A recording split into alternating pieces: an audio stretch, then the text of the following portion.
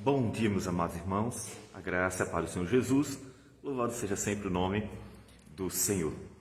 Bom, desde que o pecado entrou no mundo, o mundo então, escravo desse pecado. O Senhor Jesus disse isso às multidões, de tal modo que o homem termina fazendo aquilo que até ele mesmo sabe que não deveria fazer.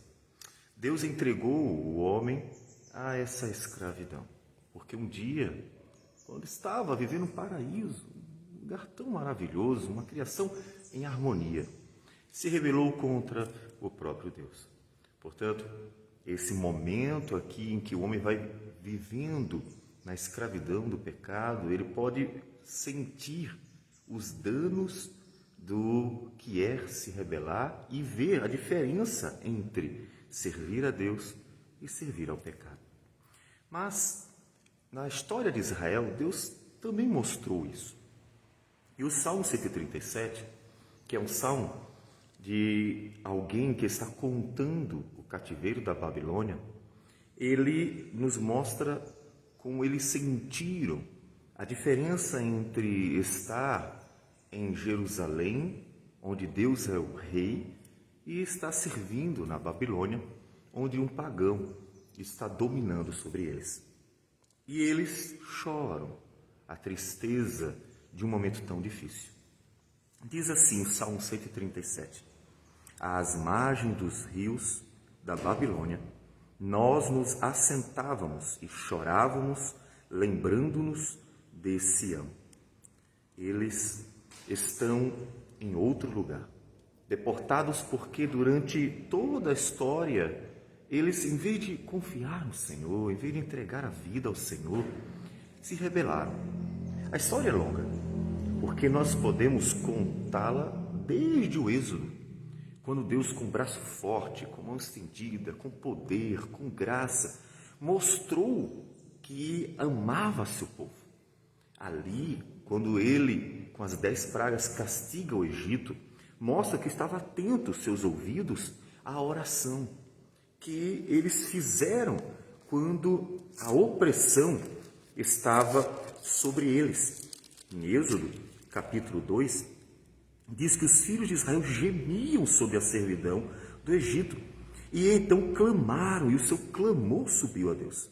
Então, ouvindo Deus o seu gemido, viu Deus os filhos de Israel, atentou para a sua condição, mandou o libertador, que foi Moisés, uma figura, um tipo do Senhor Jesus, aquele que nos liberta do império das trevas.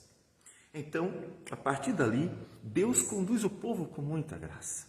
Ele manda pão do céu, água da rocha, ele conduz no deserto e eles não têm falta de nada, nem mesmo as roupas se desgastaram ou as sandálias dos pés, porque Deus estava presente, conduzindo graciosamente e abençoando o povo, e fez até uma aliança com eles para que eles fossem felizes na terra prometida, a terra de Canaã. Eles só precisavam obedecer a Deus, portanto, confiar no Senhor e amá-lo de todo o seu coração, alma e força. E então veriam as bênçãos de Deus. Mas a partir dali, eles vão viver uma vida de constante rebeldia.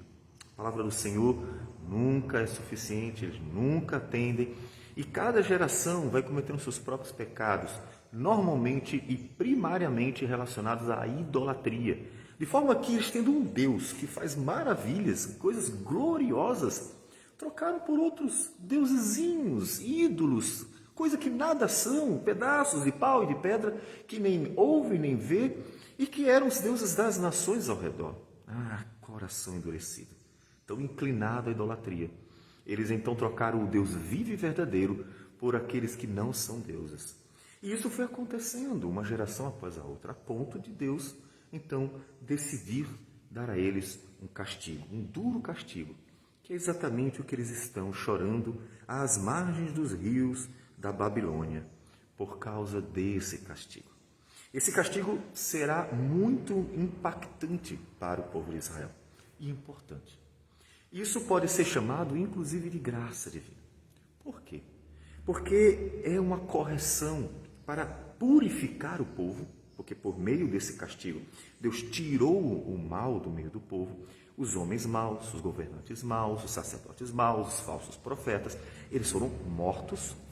E aqueles que confiaram em Deus, porque Deus havia dito, se entregue, aquele que se entregar ao rei da Babilônia, ele irá deportar, mas você viverá. Aqueles que não confiarem na minha palavra, morrerão na própria terra. E assim aconteceu. É por isso que encontramos Daniel, Sadraque, Mesaque e Abednego, homens de Deus que dão um testemunho magnífico na terra da Babilônia, mostrando que Deus é o Senhor de tudo e não apenas de Jerusalém, de forma que Deus é glorificado nesse cativeiro por meio de homens que confiaram nele. Então Deus tira tudo que não presta do meio de seu povo. É uma purificação. E aqueles que temiam ao Senhor vão meditar, refletir, vão ser trabalhados, talhados pelo Senhor, num período que se tornou tão importante, o período em que Deus está trabalhando, preparando o povo para o maior, mais importante momento da história humana, o advento do Filho de Deus. O Verbo eterno se encarna, Jesus Cristo. O povo precisava estar pronto. Família precisava estar pronta para receber, porque ele seria criado por uma família de um homem e uma mulher que vivem na presença do Senhor. Deus prepara tudo para o advento do Filho dele, o Salvador de todo aquele que crê. Portanto, é um momento muito difícil, mas é um momento adornado de graça. E Deus ali naquele cativeiro vai fazer uma obra que ficará registrada na história por causa do coração que o povo, a partir daí, vai demonstrar ter um coração diferente, um coração que será zeloso pelo Senhor.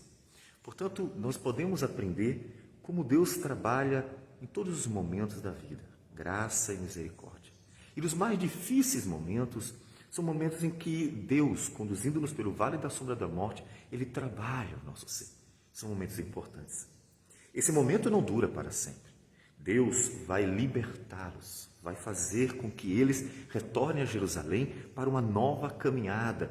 Mas é ali na Babilônia que Deus glorificará o seu nome, mostrando para todos os povos que Ele é o Deus vivo e verdadeiro. Falando para um grande imperador que Ele é o único Deus e assim testemunhando para todos que não há outro semelhante a Ele. É inclusive nesse cativeiro que Deus espalhará judeus que vamos encontrar no dia de Pentecostes, judeus vindos de todas as regiões, porque eles foram espalhados, muitos ficaram pelas terras onde estavam morando, onde já haviam desenvolvido, crescido, construído família, casa, e ali Deus vai levar então missionários. Ah, sim. Veja que esse momento foi tão importante, um momento difícil, mas um momento foi tão importante que não só Deus purificou o povo, que Deus preparou para o advento de seu Filho, como Deus fez com que houvesse missionários espalhados pelo mundo. Por isso que, inclusive, o judaísmo ficou conhecido pela terra, e quando o cristianismo vem, e esses judeus espalhados pela terra se convertem ao Senhor, como em Atos capítulo 2, de tal forma que vivem realmente uma nova vida, aí eles voltam para suas casas, e o Evangelho começa a se espalhar pelo mundo, a partir desses que às margens dos rios da Babilônia choravam, lembrando de Sião, porque Deus havia castigado o seu povo. Portanto, até os castigos do Senhor são bênçãos graciosas para o seu povo.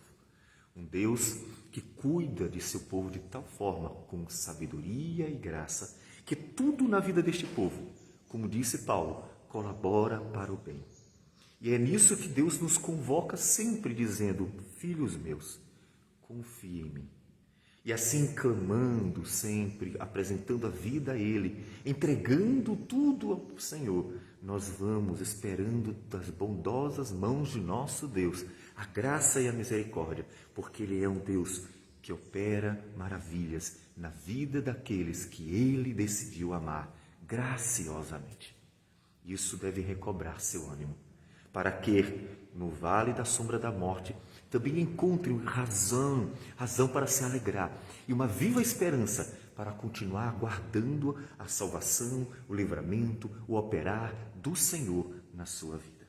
Porque Deus opera maravilhas até mesmo quando parece não ser possível haver solução. Deus que opera maravilhas.